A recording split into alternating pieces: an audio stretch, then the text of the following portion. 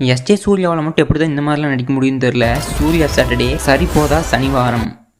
நம்ம ஹீரோவுக்கு ஒரு அழகான குடும்பம் இருக்குது. அப்பா, அம்மா, தங்கச்சின்னு சொல்லிட்டு அழகான குடும்பம் இருக்கும்போது நம்ம ஹீரோ எப்போ பார்த்தாலும் அவங்ககிட்டயே சண்டையை போட்டு வந்துடுறாரு. அவங்க அம்மா வந்து இன்னும் 2 மாதத்தில் அவங்க வந்து இறந்து போயிடுவாங்க. அப்படி இருக்கும்போது நம்ம பையன் இந்த மாதிரி சண்டைக்கெல்லாம் போகக்கூடாதுன்னு சொல்லிட்டு, நீ வாரத்தில் 6 நாள் வந்து எந்த ஒரு பிரச்சனையுமே பண்ணாமல் அமைதியாக இருக்கணும், அந்த 7வது நாள் சனிக்கிழமை மட்டும் நீ எவனா வேணாலும் போய் அடிக்கலான்னு சொல்லிட்டு சத்தியம் வாங்கிடுறாங்க.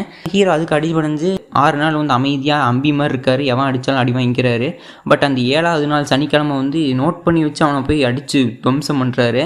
நம்ம வில்லனை வந்து காமிக்கிறாங்க.